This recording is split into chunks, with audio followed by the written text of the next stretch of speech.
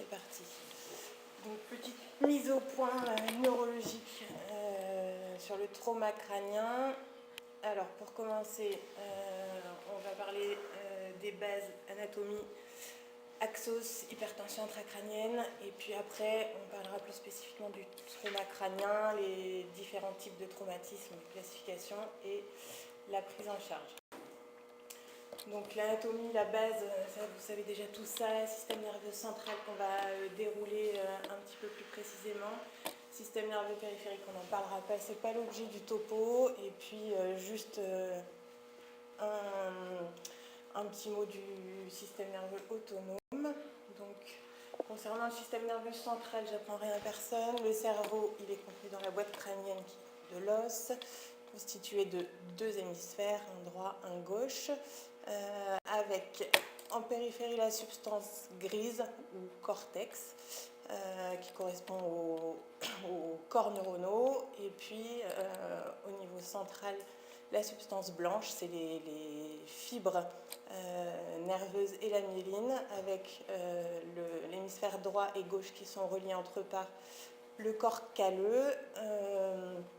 En dessous, juste le diencéphale formé par le thalamus, l'hypothalamus. Et donc, chaque hémisphère est formé de 4 lobes, frontal, pariétal, temporal, occipital, avec des fonctions propres pour chaque zone cérébrale. Alors ça, c'est une vision un peu grossière. Le cortex moteur au niveau frontal, moteur, prémoteur, tout ce qui est la vision au niveau occipital, l'interprétation du langage, voilà, c'est grossier, mais en gros, chaque zone cérébrale a une fonction propre. Sous le cerveau, donc, fait suite le tronc cérébral, qui est divisé en 3 zones, mésencéphale, protubérance et bulbe. C'est donc la structure d'où émergent tous les nerfs crâniens, essentiellement les nerfs sensoriels. Et c'est une zone qui régule aussi les fonctions vitales, la respiration, le rythme cardiaque et la vigilance.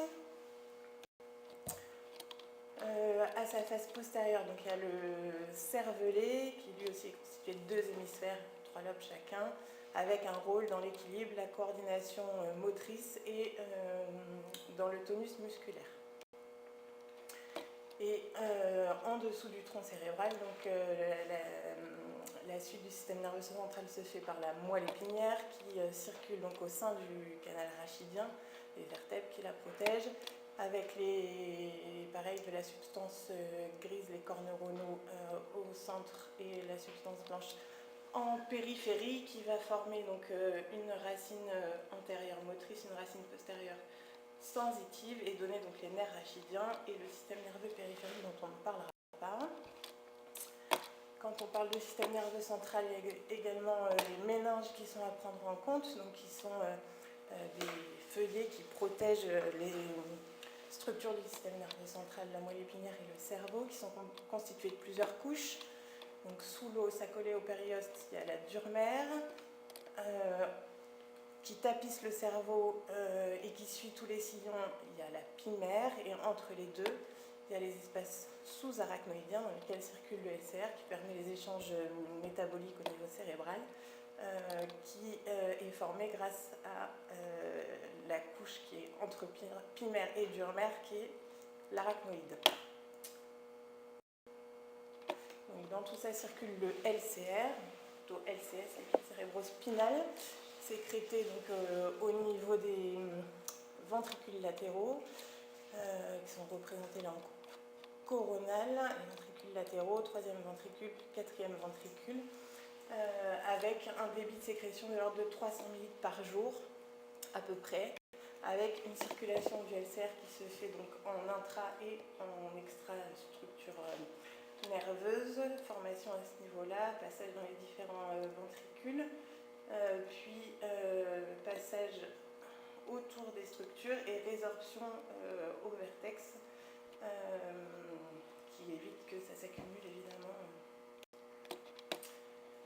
Ensuite, donc, le système nerveux autonome, juste 2 mots, sympathique, parasympathique, qui sont équilibrés, s'antagonisent, avec le sympathique donc, qui est essentiellement situé au niveau des chaînes ganglionnaires ici en regard de la moelle épinière qui entraîne bronchodilatation, tachycardie, vasoconstriction qui permet d'assurer la continence, versus le parasympathique donc, qui est essentiellement situé au niveau cervical au tronc cérébral. Il y a quelques fibres en fin de moelle épinière, mais en tout cas aucun centre en regard de la moelle thoracique lombaire et qui est responsable de la bronchoconstriction, bradycardie, vasodilatation et qui permet d'assurer l'émission. Après l'anatomie, ce qui est essentiel de connaître quand on parle de trauma crânien, c'est les axos. Vous entendez souvent parler de ça. Qu'est-ce que ça veut dire? C'est agression cérébrale secondaire d'origine systémique. C'est donc de l'agression surajoutée. Vous faites un trauma crânien, donc vous avez une lésion cérébrale quelconque, de l'AVC, etc. Votre cerveau, donc il est agressé une première fois. Par-dessus, il va y avoir toute une réponse de l'organisme qui va entraîner une aggravation de ces lésions.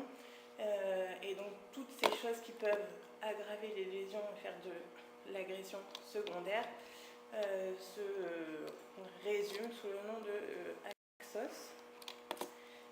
Les principales sont représentées ici.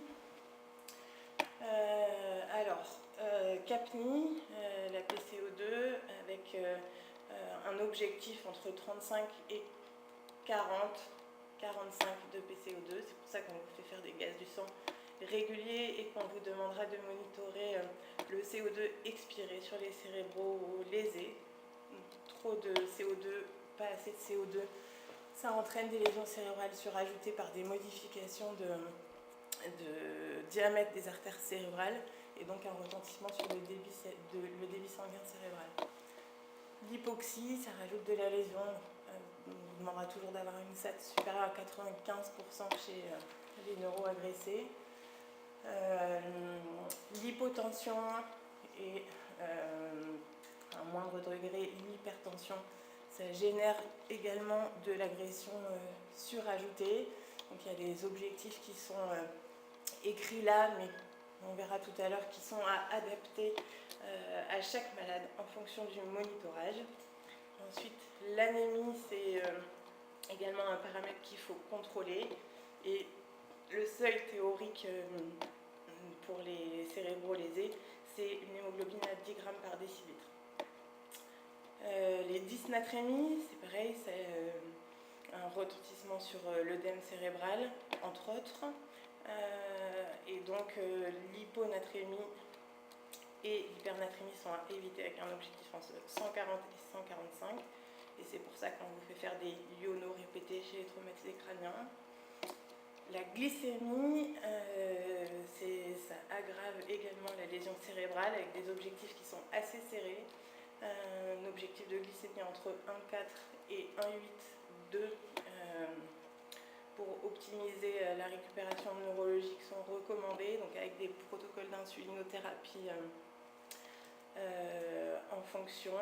Et enfin, l'hyperthermie, c'est également associé à de la lésion cérébrale secondaire. Et donc, en général, les neuroagressés, on vous demande de ne pas les laisser chauffer. Voilà pour les principales axos que vous devez surveiller et contrôler. Voilà, et comme je vous disais, les objectifs tensionnels et également les seuils tensionnels sont adaptés chaque malade selon le monitorage qu'on met en place. Ça, c'est une vieille étude, mais ça parle assez bien, papier 93, hein. Donc, juste sur le pronostic de traumatisés crâniens graves, 700 patients, envers de la bonne récupération, en rouge le décès, donc en l'absence d'agression cérébrale secondaire, une bonne évolution dans la moitié des cas, décès environ 25% des cas. Vous faites de l'hypoxie, vous avez un chiffre de décès qui monte et une récupération bonne qui diminue. En cas d'hypotension, c'est pareil, vous aggravez nettement le pronostic avec 60% de décès et seulement 25% de bonne récupération. Et a fortiori, quand vous associez hypoxie et hypotension, et ben là, vous êtes quasiment sûr d'avoir un décès, 75% des cas, et surtout une bonne récupération neurologique qui est quasiment nulle. L'autre notion qu'il faut avoir en tête, donc, c'est celle d'hypertension intracrânienne. Vous entendez parler d'HTIC. Donc, comment ça marche? Tout simplement, vous avez le cerveau qui représente 70 à 80% du volume de la boîte crânienne. Par ailleurs, il y a le compartiment sanguin qui représente 5 à 15% du volume, et enfin 15% pour le liquide cérébrospinal. Donc, tout ça est contenu, donc, comme on le disait, dans la boîte crânienne qui est inextensible. Et donc c'est juste logique, hein. Toute augmentation du volume d'un des compartiments, quel qu'il soit, entraîne une compression des autres compartiments et donc une augmentation de la pique. Plus cette hypertension intracrânienne apparaît rapidement, moins le cerveau a le temps de s'adapter, et donc plus ça a de conséquences, puisqu'il y a quand même malgré tout une toute petite marge d'adaptation grâce à la compliance cérébrale, qui est donc représentée par cette courbe exponentielle. Vous voyez que au départ, une augmentation de volume, vous avez une faible augmentation de pression à l'intérieur de la boîte crânienne. Et plus vous avancez, pour une même augmentation de volume, vous avez là une augmentation de pression qui est excessivement importante. Donc, au départ, quand vous avez soit un nouveau compartiment avec l'apparition d'un hématome ou de l'œdème, une augmentation du volume du parenchyme cérébral, ou une hydrocéphalie, l'augmentation de volume du compartiment du LCR, ou une vasodilatation des artères cérébrales qui entraîne une augmentation du compartiment vasculaire. Bon, au départ, voilà, ça ne génère pas franchement d'augmentation de la pique. Mais arrivé à un certain niveau, quelques millimètres cubes, quelques cc vont générer des grosses poussées d'HTIC, parce que tout simplement vous êtes sur cette partie-là de la courbe de compliance cérébrale et il n'y a plus aucune capacité d'adaptation. Ça va comprimer la partie plus donc ça c'est les conséquences mécaniques. Ça nous amène à dire deux mots quand même de l'autorégulation du débit sanguin cérébral. C'est pareil, vous devez nous entendre régulièrement poser la question, il régule toujours, il régule plus. Donc c'est un mécanisme de variation du diamètre des artères cérébrales, vasoconstriction, vasodilatation, qui permet pour une plage de PPC qui est comprise entre 50 et 150 mm de mercure de protéger le cerveau des variations hémodynamiques, le but final étant d'assurer le maintien d'un débit sanguin cérébral constant, puisque le cerveau ne peut pas du tout stocker de réserve énergétique, et donc dépendant pour fonctionner de tous ces apports énergétiques qui sont l'oxygène et le glucose. Et donc c'est pas stocké et c'est uniquement apporté par la circulation cérébrale. Donc le cerveau, pour fonctionner, il a toujours besoin d'un débit constant pour avoir ses apports en glucose et ses apports en oxygène. Et donc comme la nature est bien faite, il y a ce système d'autorégulation et de vasomotricité cérébrale qui permet d'assurer cette constance du débit sanguin. C'est ce qui est représenté sur cette diapo. Donc, ça, c'est le plateau d'autorégulation entre la PPC, donc qui est en abscisse, entre 50 et 150. Quelle que soit votre tension artérielle, quand vous dormez, que vous avez une systolique à 80, une PAM à 60, ou quand vous vous agacez, que vous avez la tension qui monte, que vous faites une poussée tensionnelle à 180 de systolique, cette vasomotricité, elle permet d'assurer un débit constant. Quand la PPC baisse parce que vous dormez, les artères se dilatent, Et inversement, quand vous montez votre pression de perfusion, les artères se vasoconstrictent pour maintenir ce débit constant. Alors ça a quand même un retentissement sur la pique, puisque quand vous augmentez votre PPC, vous vasoconstrictez vos artères, donc vous diminuez le volume occupé par le compartiment sanguin, et de ce fait, vous diminuez la pique. Inversement, quand votre PPC diminue, les artères se dilatent, et vous augmentez le volume représenté par le compartiment sanguin, et vous générez une augmentation de la pique. Ça a toute son importance dans la gestion de l'HTIC. C'est aussi pour ça qu'on vous fixe des objectifs de PPC qui sont individualisés pour chaque patient, puisque quand vous avez une agression cérébrale, ce plateau d'autorégulation, il est en général décalé vers la droite, et vous avez donc un maintien de votre débit sanguin cérébral conservé au prix d'une PPC un peu plus haute. Et donc c'est ce qu'on évalue avec notre monitorage, et c'est comme ça qu'on vous donne des objectifs. Dans les cas les plus sévères, il y a une perte du plateau d'autorégulation, et donc cette ligne droite devient une diagonale, avec malheureusement pas de bonne zone, on va dire. Dès que vous augmentez la PPC, la pique augmente. Et inversement, quand la PPC baisse, vous avez des zones d'hypoperfusion cérébrale et vous rajoutez de l'ischémie cérébrale. Est-ce que c'est clair? Est-ce qu'il y a des questions? Alors on continue. Donc on va parler un peu plus précisément du traumatisme crânien, en sachant qu'il y a des recommandations qui ont été actualisées en 2016, qui sont des recommandations pour la prise en charge précoce des premières 24 heures, sur lesquelles j'ai basé une partie du topo. Juste la classification de base, on va dire, elle est donnée sur le score de Glasgow. Le trauma crânien léger, c'est un Glasgow à 14-15. Le trauma crânien grave, c'est un Glasgow inférieur à 8. Et entre les deux, il y a le trauma crânien moyen, modéré, pour des Glasgow de 9 à 13.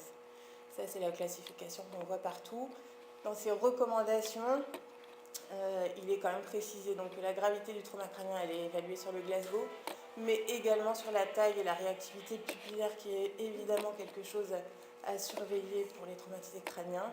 Et il précise quand même que la gravité doit également être évaluée par des critères cliniques, bien sûr, mais également radiologiques et notamment scannographiques.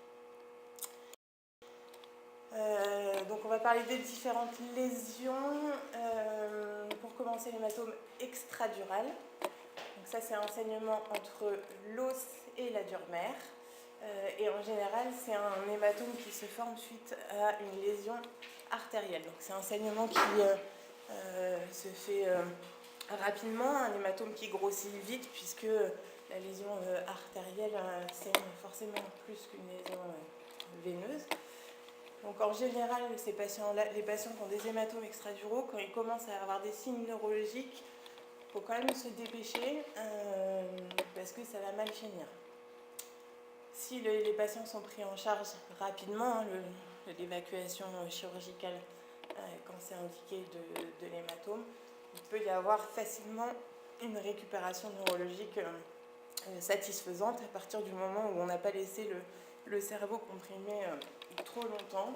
Donc ça fait toute l'urgence de la prise en charge si on veut avoir un pronostic neurologique favorable. Sur le scanner, ça donne ça. C'est une lentille biconvexe.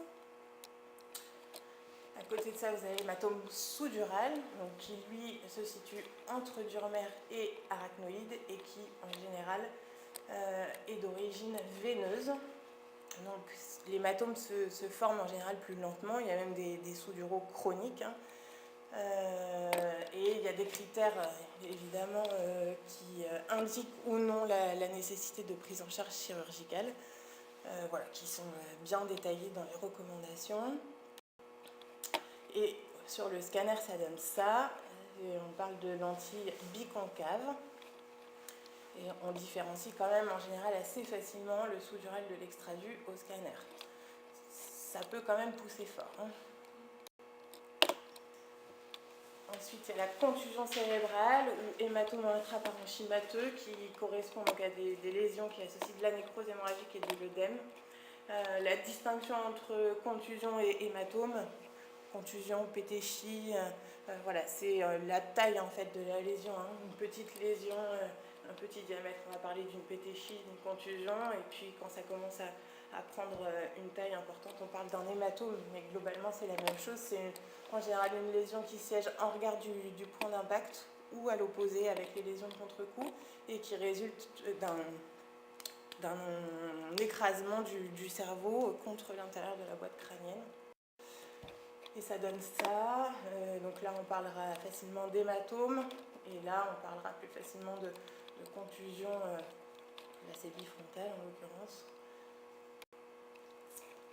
Donc là, c'est la même chose schématisée. Extradut, biconvexe. Sous-dural, bon là, il est mal représenté. Mais et la contusion, et quand on regarde en coronal, c'est ça. Extradut, sous-du. Ensuite, l'hémorragie méningée traumatique ou hémorragie sous-arachnoïdienne. Donc, comme son nom l'indique, c'est une hémorragie dans les espaces sous-arachnoïdiens, là où circulent tous les vaisseaux. Donc, il y a deux types d'hémorragie méningée. Nous, on ne voit que les hémorragies méningées traumatiques, puisque toutes les hémorragies méningées qui surviennent dans le cadre de rupture anévrismale, rupture d'anévrisme, on ne les voit pas ici, sauf quand elles viennent pour un PMO, parce qu'elles sont prises en charge à Bordeaux, c'est comme ça, c'est régional. Donc les hémorragies qui sont chez nous, en général, c'est des sous-arachnoïdiennes dans des contextes traumatiques. Et au scanner, ça donne ça. On voyait du sang là entre tous les sillons cérébraux. Donc là, c'est diffus, il y en a partout, mais ça peut être beaucoup plus localisé à une zone cérébrale. Et enfin, ce qu'on voit pas tous les jours, mais tant mieux, c'est les lésions encéphaliques diffuses. On en voit quand même de temps en temps. Ça regroupe des lésions ischémiques, de l'œdème et surtout de la rupture axonale. Les lésions axonales diffuses, c'est des patients qui sont cliniquement très graves, en général comateux, et qui restent dans un coma prolongé en absence de toute masse expansive au scanner. On ne voit pas de saignement, on ne voit pas d'hématome, et pour autant les patients ils sont cliniquement très graves sur le plan neurologique, tout simplement parce que c'est des lésions qui sont des ruptures axonales avec une dégénérescence neuronale associée par un phénomène d'étirement et de cisaillement des... Voilà, c'est la dernière. Ensuite, les embarrures. Donc ça, c'est les fractures de la voûte du crâne par enfoncement avec un fragment qui est détaché et déplacé à l'intérieur de la boîte crânienne, donc qui peut être compressif ou non, et qui peut être ouverte ou non s'il y a une plaie du scalp associée. Voilà, avec là aussi des indications chirurgicales en cas de fracture ouverte ou en cas de compression cérébrale.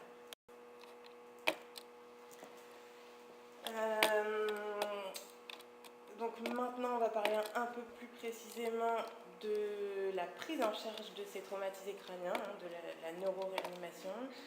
Donc l'objectif de tout ça, c'est de prévenir toute aggravation secondaire. Et donc la prise en charge, elle consiste à éviter la survenue de l'HTIC et la survenue des agressions cérébrales secondaires d'origine systémique.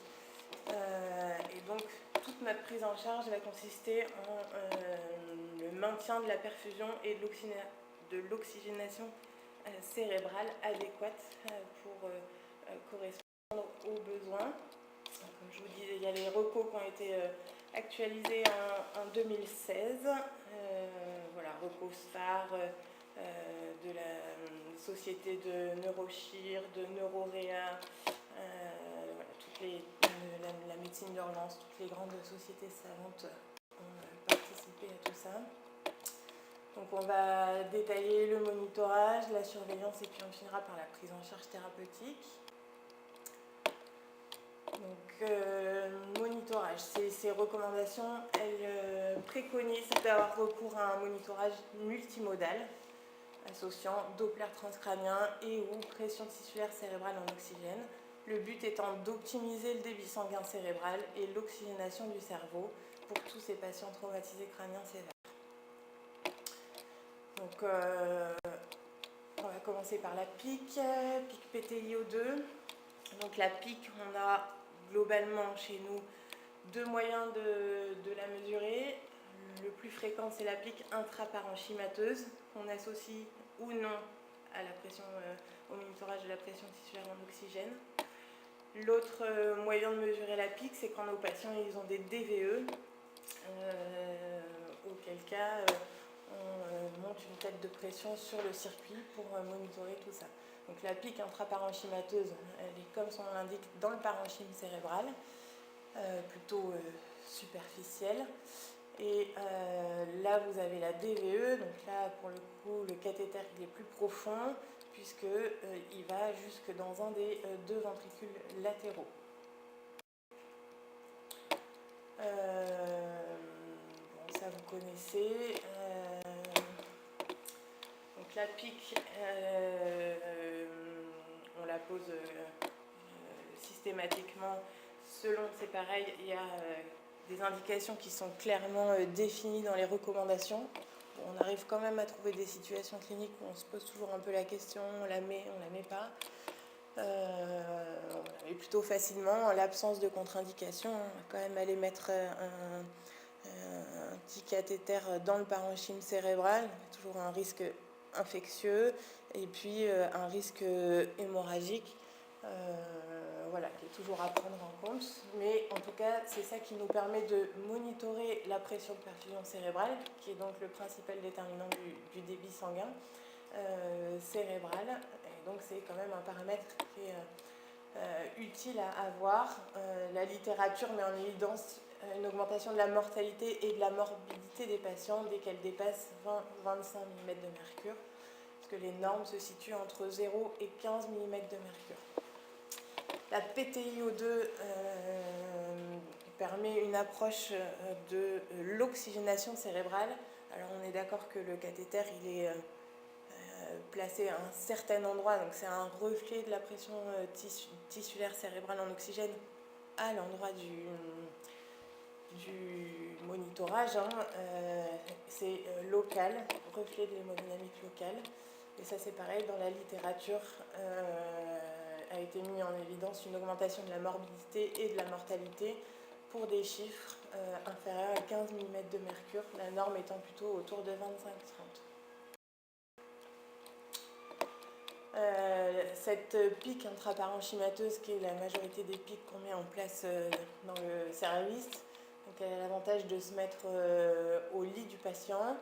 Le côté, donc c'est toujours nous qui vous donnons le côté de quel on veut mettre en place la fibre. Et en général, on le met du côté des lésions prédominantes, parce que si il y a une complication, un hématome qui se forme, etc., tant qu'à faire, autant que ce soit là où il y a déjà des dégâts. Mais voilà, en fonction des possibilités, ça peut varier. Le matériel qu'on a, il y a malheureusement une dérive du zéro qui se fait. Donc on sait que la mesure qu'on a avec la PIC au bout de 7 jours, elle est plus très fiable. Le chiffre en tant que tel est plus très fiable. Bon, c'est pas souvent qu'on les garde plus de 7 jours. Après, ça nous permet quand même d'avoir une cinétique, de voir si ça monte, si ça descend. Surtout, on va être amené dans les mois, peut-être pas, mais à changer de matériel. On est en train de prévoir tout ça, et donc on aura peut-être des mesures qui seront un petit peu plus fiables au cours du temps. Mais bon, ça c'est à venir, mais c'est pas encore d'actualité. Donc évidemment, le monitorage de cette PIC parenchymateuse, il a l'avantage d'être continu. Donc l'examen pupillaire il devient moins important, il ne devient pas inutile, hein, il faut continuer de surveiller les pupilles, mais on peut se permettre d'espacer un peu les surveillances.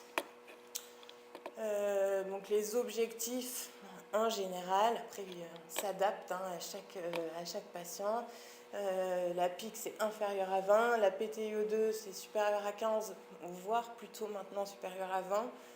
Et ensuite la PPC c'est supérieur à 60 initialement. Et ensuite une fois qu'on a fait tous nos monitorages, la PTiO2, le Doppler transcranien, on vous donne un objectif adapté pour chaque patient et donc qui peut varier clairement d'un patient à l'autre.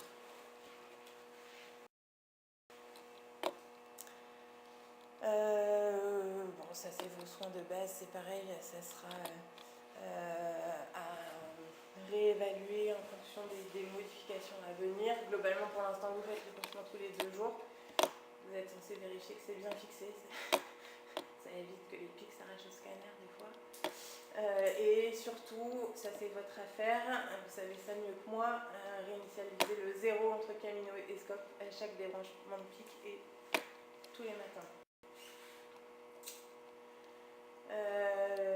Donc comme je vous disais, ça évidemment c'est voilà, vous montrer que c'est pas des choses qu'on décide comme ça dans notre coin. Il y a des recommandations qui sont clairement établies pour nous dire il faut avoir recours au monitorage de la pique quand il y a des signes d'HTIC, quand il y a besoin d'une chirurgie en urgence, quand l'évaluation neurologique est impossible, et il ne faut pas avoir un recours au monitorage de la pique en cas de traumatisme crânien grave isolé si le scan est normal initialement, et tout ça en l'absence de critères de gravité.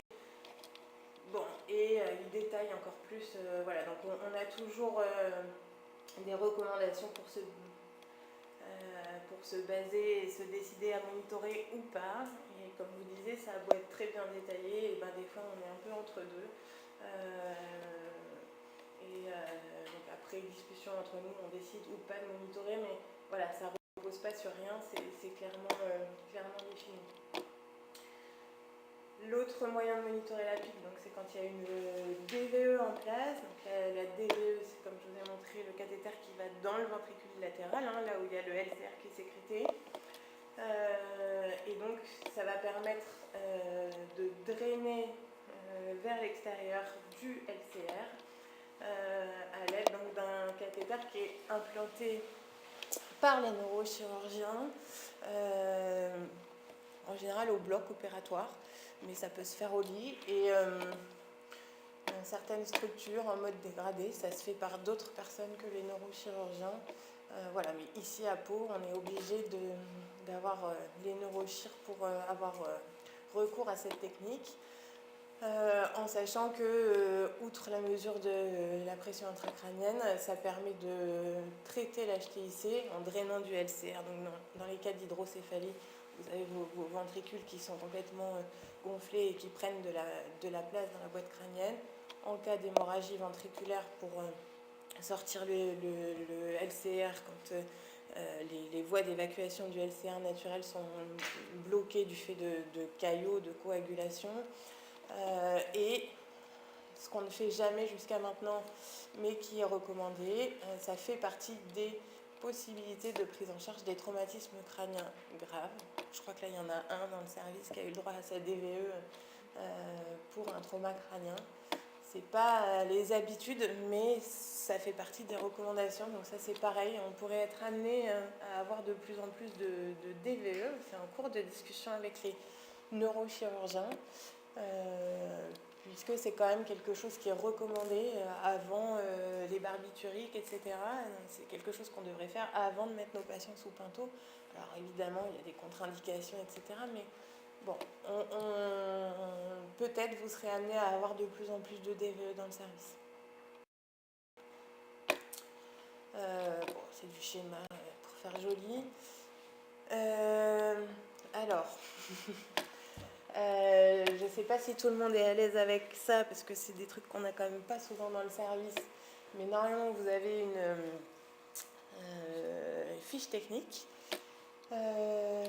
Si c'est pas encore ce schéma qui est dessus, ça va bientôt être ce schéma qui va y être. Je ne sais pas si ça a été mis à jour, pas à jour.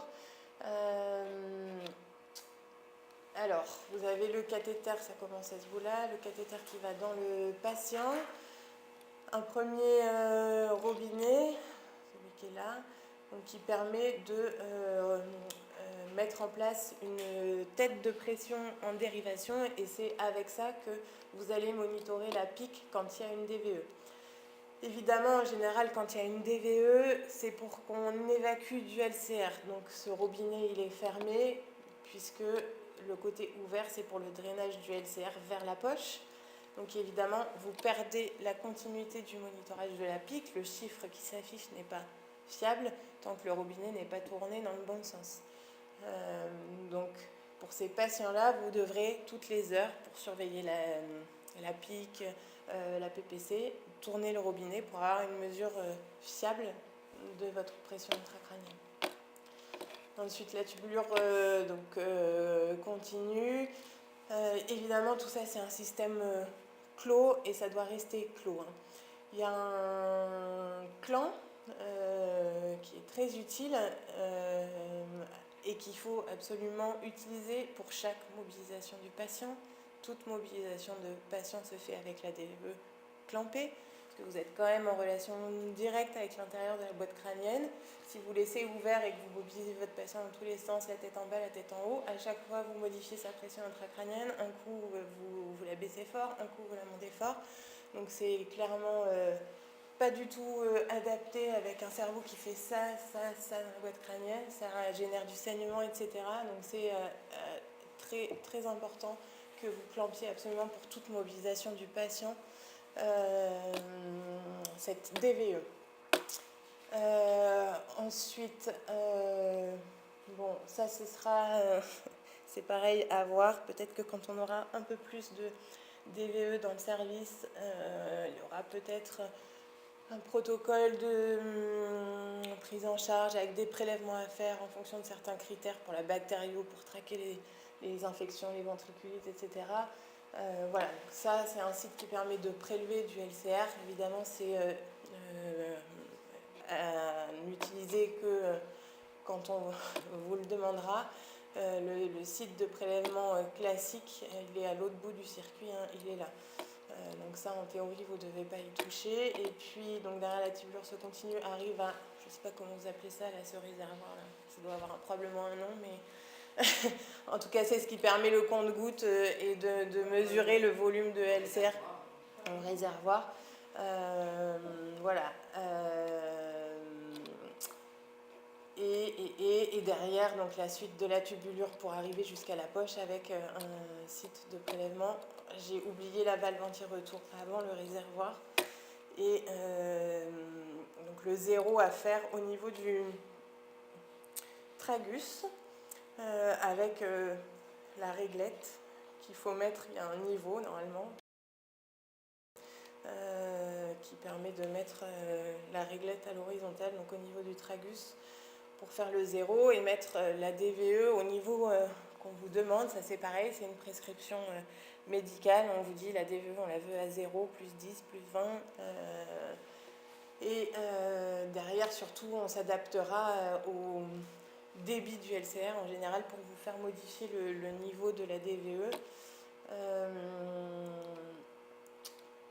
Donc ça c'est le montage avec les vrais, le cathé, les tubulures, le robinet pour la tête de pression, le clan pour les mobilisations, le site de prélèvement exceptionnel, puis jusqu'au réservoir après la valve anti-retour, réservoir et jusqu'à la poche. Et quand tu fais le zéro, le patient il est à quoi? Il est dans la position dans laquelle il va être la position où tu vas le laisser quand tu vas ouvrir ton système. Donc à plus 15 degrés. Voilà. Parce qu'il ne faut pas faire le zéro à plat et remonter. Bien sûr que non.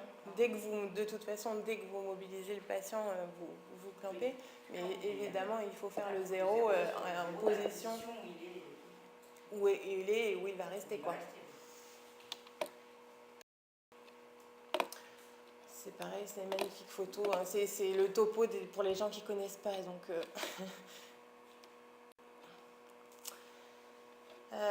voilà, maintien strict du système fermé. Hein.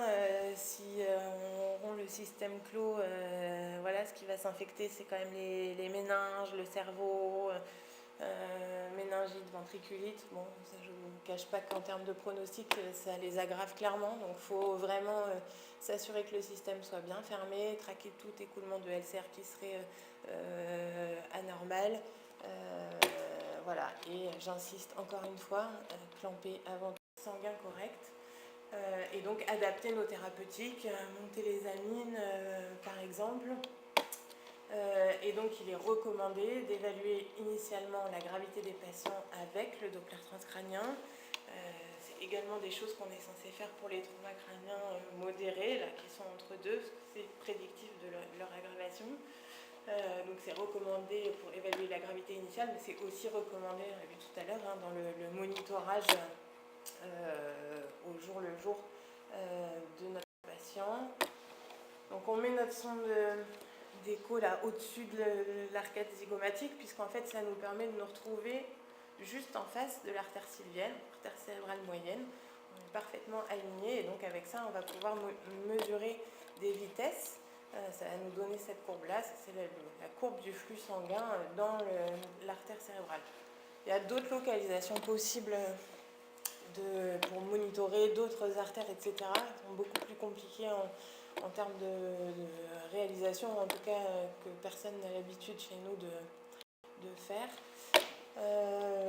Voilà, donc on mesure la vitesse systolique, la vitesse diastolique, la vitesse moyenne, et la machine va nous calculer l'index de pulsatilité.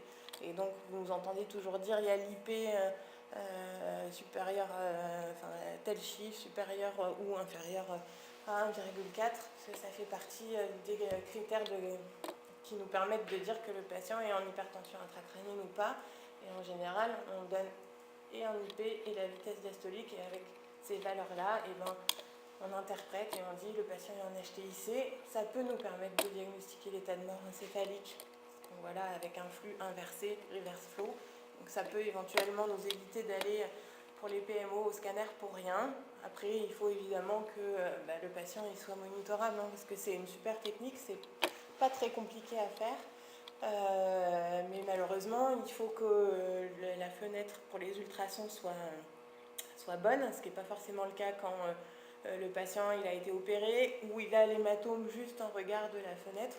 Donc c'est une super technique quand il y a une bonne fenêtre pour les ultrasons, mais dès qu'on perd la fenêtre, eh ben, on n'a plus de surveillance. Ah oui, il y a une diapo en trop, je sais pas trop. Bon, cliniquement, ce que vous allez surveiller, c'est les pupilles, c'est le score de Glasgow. Bon, ça s'entend quand le patient est pas sédaté, c'est pas trop le cas du trauma crânien grave. Le score de RAS, en tout cas, avec dans les recommandations, les experts proposent d'appliquer aux traumatisés crâniens les mêmes recommandations pour le maintien et l'arrêt de la sédation analgésie que pour les autres patients de réa en dehors de l'HTIC ou de l'éthanol épileptique. Donc, il y a quelques années, pour les anciens, les traumatisés crâniens graves, ils faisaient dodo, on les sédatait pendant une semaine, on n'y touchait pas. Voilà, c'est plus du tout la tendance actuelle. Et donc maintenant, on les réveille précocement parce que c'est ce qui est recommandé pour les évaluer au plus vite, pour essayer de limiter tout simplement leur durée d'intubation, etc., qui sont génératrices de complications autres, les PAVM et compagnie, et qui grèvent également le séjour et le pronostic. Voilà, donc maintenant, évidemment, quand les patients sont en HTIC ou quand le problème neurologique n'est pas réglé, ça viendra à l'idée de personne de les désédater. Mais dès que tout est à peu près contrôlé, tout est au vert, en général, on fait une diminution précoce des sédations. Donc, en dehors de ça, évidemment, vous allez monitorer la PPC, la PIC, la PTE2 quand il y a une DVE, vérifier le niveau, surveiller votre débit de LCR pour que nous, on puisse savoir un peu où on en est. L'idée étant de s'adapter à peu près aux 300 ml par 24 heures de production, traquer la fuite de LCR, en sachant que pour la PPC, PIC, PTIO2, voilà, il est recommandé d'individualiser les objectifs de pression intracrânienne et de pression de perfusion cérébrale correspondant à la meilleure autorégulation cérébrale en se basant sur le monitorage. Et c'est pour ça que voilà, de plus en plus, vous nous voyez répéter les Dopplers, etc., pour essayer de s'adapter et de vous donner un objectif de PAM, de PPC le plus adapté possible au moment voilà, où on fait le monitorage, en sachant que on peut modifier les objectifs au fil des surveillances, quoi. Donc, outre la surveillance neurologique, évidemment, la surveillance hémodynamique à assurer, la PAM, la PPC, la pression artérielle systolique, avec des objectifs fixés quand on ne dispose pas encore, parce que c'est pas possible, d'un monitorage cérébral. Ce qui est recommandé, c'est une systolique supérieure à 110. Et pour la PPC, un objectif entre 60 et 70. Donc ça, c'est en l'absence de possibilité de mettre en place une PIC et un monitorage de PPC. Vous allez également surveiller les paramètres respiratoires. C'est voilà, la prise en charge de tous les axos, donc avec des objectifs de SPO2 supérieur à 95%, une TCO2 qu'il faut donc monitorer, c'est recommandé, contrôler la ventilation et une surveillance du CO2 expiré dès la prise en charge préhospitalière. Donc maintenant c'est pareil, vous nous voyez vous demander de plus en plus de mettre en place, vous devez avoir le réflexe quand vous prenez en charge un crâne à la phase initiale, de mettre la capno. Avec un objectif qui est fixé à 30-35 tout simplement parce qu'on sait qu'il y a un delta entre la mesure de PCO2 sur le gaz du sein qu'on fait et la mesure donnée par le capno du CO2 expiré. Donc pour avoir une PCO2, ce qui est l'objectif entre 35 et 40 mm de mercure, en général il faut un objectif de 30-35 de CO2 expiré. Et ce qui est bien, c'est que vous mettiez la valeur de l'ETCO2 au moment où vous prélevez la gazo, pour que justement on arrive à établir précisément le delta qu'il y a entre les deux, et du coup pouvoir adapter en continu le TCO2 en se disant la PCO2 elle est égale à tant. Et donc tous les autres paramètres à surveiller reposent là-dessus, hein. Il faut rechercher les facteurs systémiques d'Axos. Donc on n'en a pas parlé, mais évidemment on vous demande toujours de mettre le patient la tête dans l'axe, d'enlever le collier cervical quand ils arrivent avec un collier cervical dès qu'on sait qu'il n'y a pas de lésion du rachis cervical, parce que tout simplement quand vous comprimez les jugulaires, vous limitez le retour veineux, vous favorisez la stase veineuse et l'augmentation du compartiment vasculaire dans la boîte crânienne, et donc vous favorisez l'HTIC. Donc il faut essayer au maximum de laisser la tête dans l'axe et de libérer le cou pour ne pas gêner le retour veineux. Donc chez un patient qu'on laisse en décubitus dorsal et qu'on vous demande maintenant, ça aussi c'est nouveau, de laisser à 15 degrés et non plus à 30 degrés, tout simplement parce que nous on mesure la PAM en général voilà, au niveau du cœur, et que pour les études, les mesures de PPC, etc., ça a été fait plutôt avec mesure de PAM au niveau du tragus. Voilà, si vous les mettez à 15 degrés, ça équilibre un peu. En gros, plus vous les asseyez, plus votre PAM au niveau cérébral baisse, plus vous les allongez, plus vous montez votre... voilà, donc le meilleur compromis, parce qu'après le problème c'est que si vous les laissez complètement allongés, ils vont voilà, faire de la PMM, etc. Et donc pour coller aux études et au meilleur compromis, on vous demande de les mettre à 15 degrés. Selon les patients, insuline, apport de glucosé, on s'adapte. L'autre paramètre qu'il faut surveiller, c'est la température. Alors ça, c'est les recos, pas du traumatisé crânien, mais les recommandations de contrôle ciblé de la température. Faut les monitorer aussi, les crânes, hein, dans la mesure du possible. Je pense que si vous pouvez leur mettre des températures continues, c'est mieux, avec un objectif entre 35 et 37. En tout cas, ce qui est sûr, c'est qu'il ne faut pas les laisser chauffer au-dessus de 37, dans le but de prévenir l'HTIC. Au-dessus de 37, les patients font plus d'hypertension intracrânienne, et pour améliorer la survie avec bon pronostic neurologique. supérieur à 1005, c'est inférieur à 1005. Voilà, quand la densité est inférieure à 1005, il faut nous avertir, l'idée étant de bloquer le patient en administrant du Minirin. Juste quand les patients ont de l'osmothérapie, et notamment quand ils arrivent après les urgences et qu'en général ils ont eu du mannitol parce qu'ils étaient anisocores, etc., ils ont une diurèse osmotique qui est induite par le mannitol, pas du diabète insipide. Bon, évidemment, il faut nous avertir et il faut surveiller tout ça, mais bon, c'est pas rare que les patients, sur les premières heures, aient des diurèses très, très abondantes. Ça ne veut pas pour autant dire qu'ils font un diabète insipide. Donc on monitore notre patient, on surveille tout ça avec notre monitorage et ensuite on le prend en charge de façon adaptée. Donc quand il y a une indication, ça c'est pareil, c'est assez bien écrit dans les recommandations, quand est-ce qu'il faut que le patient soit opéré en cas d'extradu, sous-du, voilà, il donne des tailles d'hématomes, des tailles de déviation de la ligne médiane. Bon, ça c'est pareil, en pratique, c'est toujours à discuter avec le neurochirurgien qui veut y aller ou qui ne veut pas y aller, parce que le malade il est trop grave, parce que le malade il est trop vieux. Voilà, mais c'est pareil, c'est des choses qui sont assez bien codifiées dans les recommandations. Et donc, la chirurgie, ça peut être évacuation de l'hématome, extradu, sous-du, rarement intraparenchymateuse, c'est rare, mais le patient qui est chambre 5, en l'occurrence, il a été pris en charge au bloc pour évacuation de son hématome. En théorie, dès qu'il y a une embarrure compressive ou ouverte, c'est pareil, c'est une urgence neurochirurgicale.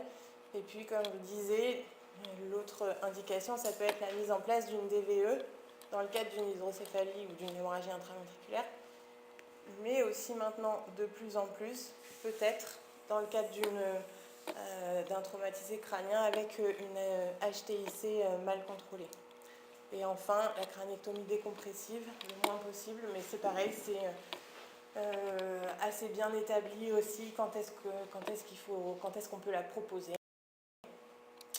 Bon, vous regarderez les petites images, hein, en gros, ça consiste à ouvrir le scalp, puis ouvrir la boîte crânienne en enlevant un volet d'os. Ensuite, ouvrir la dure mère, c'est un sous-du là, qui permet d'évacuer le sous-dural, et puis derrière, on referme la dure mère, le volet osseux et le scalp. On remet le volet ou pas, ça dépend de la situation. Ça, c'est vos patients craniectomisés. Voilà, il n'y a plus rien qui protège le cerveau. La dure mère, évidemment, ne peut pas être remise complètement. Et donc, c'est pour ça qu'il ne faut surtout pas tourner vos patients du côté où ils ont été craniectomisés, parce que vous appuyez directement sur le cerveau et vous faites directement monter la piqûre. On finit avec le traitement médical une fois que le patient il a été ou pas opéré. Et donc, toujours pareil, une fois qu'on les a surveillés, et ben, il faut les prendre en charge, toutes ces agressions cérébrales secondaires, contrôler la ventilation, optimiser nos réglages.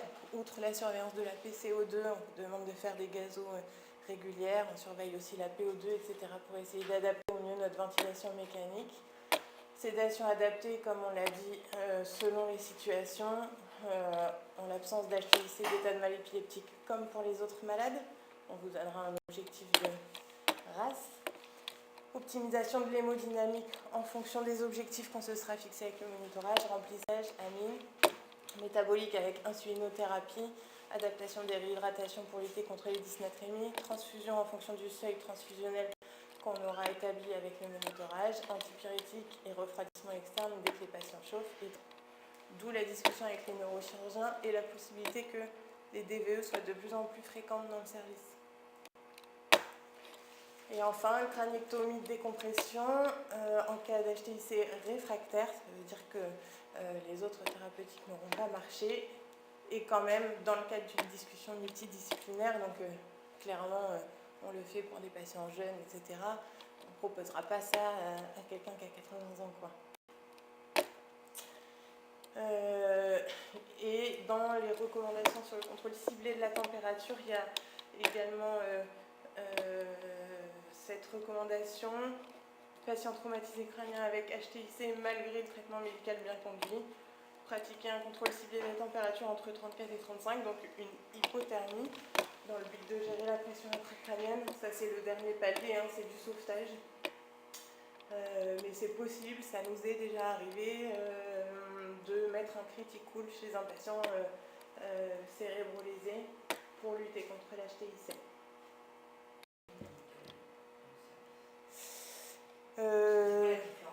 Mais je crois qu'avec le magnétol, tu as beaucoup plus de duresse osmotique. Et donc après, du coup, il faut bien compenser, etc. Parce que sinon... mais les deux sont possibles. Hein, mais, je pense que c'est pour ça, mais après, si t'as un malade qui monte sa pique, voilà, hein, on te dise mannitol, sérum salé. Sur le coup, l'idée, c'est de faire baisser la pique. Voilà, mais c'est vrai que... Après, je sais pas s'il y a une histoire de coût, etc. Mais...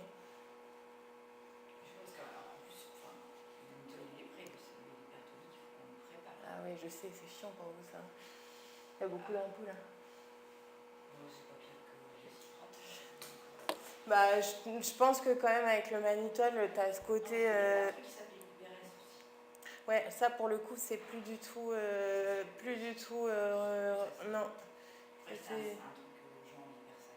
Non, c'est pas tout à fait la même chose. Et pour le coup, ça, c'est plus recommandé. Mais je pense que tu as une histoire de duresse osmotique avec le mannitol que tu n'as pas avec le sérum sel hypertonique. Et après, bon, comme tout dans cet hôpital, peut-être il y a une histoire de coût aussi. Hein, mais...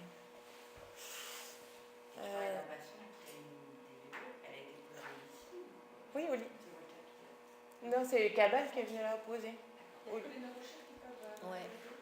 Mais comme je te disais, hein, il y a des...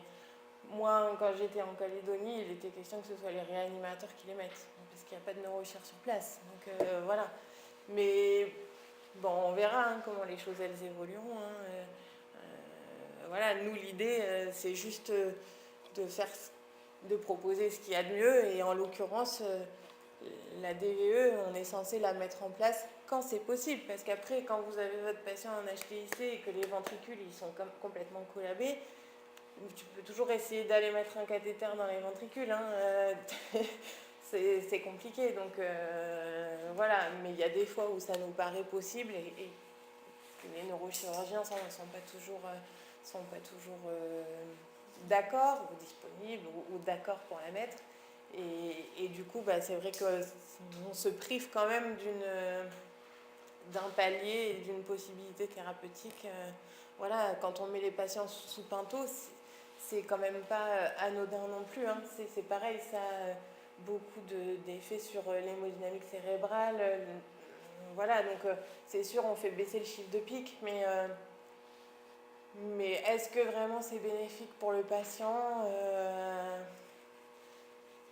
Bon, ça arrive quand même en dernier recours, donc je pense que dans la mesure du possible, s'il y a possibilité de mettre une DVE, ça paraît une meilleure option. Mais bon, à voir pour la suite, quoi. Pour l'instant, on n'y est pas encore, mais ça changera peut-être. Et donc, j'ai mis ça pour finir, en sachant que c'est pas du tout validé que ça sera peut-être modifié. Je crois pas que vous l'ayez validé encore. C'est le protocole qu'on prévoit de mettre en place dans le service. Après, je crois que je vous ai déjà tout dit. Moi j'ai mis la systolique supérieure à 110, mais un objectif de PAM supérieur à 80 tant que le patient ne bénéficie pas d'un monitorage de la pique. C'est les objectifs qu'on vous demandera. Après, évidemment, c'est toujours des choses qu'on vous prescrit. Mais c'est voilà, que vous ayez un peu une idée. Voilà. Il faut. Oui, bien sûr. Si voilà, vous avez une idée, si c'est pas noté, nous faire signe, qu'est-ce que tu veux comme objectif. Voilà. Vous nous posez la question. Mise en place, donc ça, bon, je pense que ça finit par à rentrer dans dans les pratiques, hein, le CO2 expiré avec l'objectif donc à 30-35, l'idée étant d'avoir une PCO de entre 35 et 40, le proclive à 15 degrés. En fait, le protocole il a été validé, mais il n'est pas encore en ligne parce qu'on attend de faire une dernière réunion de protocole pour tout vous donner, enfin, voilà, pour mettre en place les nouveaux protocoles 2019. Mais celui-là, il a été vu. T'as parlé trop loin, tu parlais dans le micro. Voilà, bon, conclusion qui vaut ce qu'elle vaut. Hein. En gros, les crânes, il faut les monitorer, les surveiller. Voilà, c'est le seul moyen de limiter les mauvais pronostics neurologiques, en tout cas de se donner les meilleures chances d'une récupération favorable en dépistant et luttant contre tous les axos dont fait partie l'HTIC. Voilà, l'idée de toutes les thérapeutiques qu'on met en place sur ces données-là, c'est de maintenir le débit sanguin cérébral qui est adapté pour chaque patient avec des objectifs fixés selon le monitorage. C'est ça, c'est la réa classe. Merci. Est-ce que vous avez des questions? C'est bon, non? Tout à l'heure, tu parlais de lésions axonales qui n'étaient pas visibles. Est-ce qu'elles sont visibles à l'IRM? Oui. Alors, on les recherche à distance. Je ne sais pas si on fait l'IRM, parce qu'on ne fait jamais, parce que les malades, ils sont... Voilà. Je sais que on le voit sur les IRM qu'on fait à distance. Est-ce que si on faisait une IRM précoce, non, ça ne changera rien. À J0, est-ce qu'on verrait quelque chose? Je ne sais pas te dire. Mais on les voit à l'IRM qu'on fait par la suite pour évaluer les patients. Ouais. Nous, on a eu 2 patients qui ont perdu du LCR après la craniectomie. Par rapport à la craniectomie, voilà, quand il y a eu, notamment un patient, il y a eu une collection de LCR. Avec la DVE, ça aurait été mieux, il n'y aurait pas eu l'infection. Alors,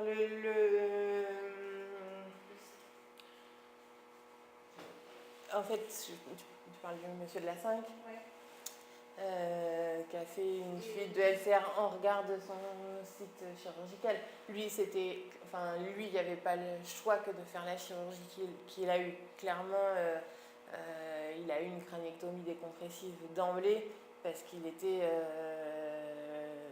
vraiment gravissime. Donc de toute façon, je pense pas, j'étais pas là hein, quand il a été admis ce patient, mais je ne crois pas honnêtement que s'il avait eu une DVE, je ne sais pas si elle était possible à mettre. Ça aurait, parce que lui, il a une chirurgie en plus d'évacuation de l'hématome. C'est pas que la craniectomie, c'est qu'il y a eu de l'évacuation d'hématome associée. Donc là, de toute façon, tu es obligé d'ouvrir la boîte crânienne pour ça. Donc derrière, ils ont pas refermé. Ils pouvaient peut-être pas refermer d'ailleurs. Mais,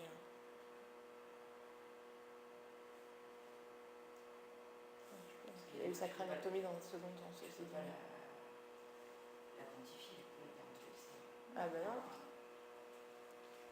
Non, mais après, ça, pour le coup, quand ce malade-là, ça se drainait par la cicatrice. Donc, de toute façon, ça se soustrayait tout seul. Non, c'est mieux que ça sorte, mais c'est vrai que des fois, pour équilibrer. Après, enfin, tu vois, si ça sort, c'est parce que c'est sous pression en général. C'est soit la craniectomie, soit la DVE. Mais en fait, tu as des paliers. La craniectomie, clairement, c'est pas quelque chose qui est anodin non plus. Hein. Donc, c'est quelque chose qu'on va proposer après discussion multidisciplinaire. Donc, c'est chez des patients jeunes, etc. Et en dernier recours, c'est le 3e palier. L'idée, c'est de faire tout pour ne pas arriver à ce niveau-là. Et c'est là que tu as un intérêt de mettre la DVE. C'est que justement, ça peut t'éviter d'arriver à ce palier de craniectomie. C'est c'est le 2e palier. La craniectomie, c'est le 3e palier. Dans l'idéal, en fait, il faut commencer, essayer de faire palier 1, palier 2, palier Exactement, on Il faut commence éviter- toujours. faut éviter les plateaux de 2 et 3. Oui, voilà. Bah ouais. Oui, tu fais tout ce qu'il y a au 1 pour éviter d'arriver au 2. Exactement. Au 2 ou au 3. D'où l'intérêt de monitorer et de surveiller, quoi.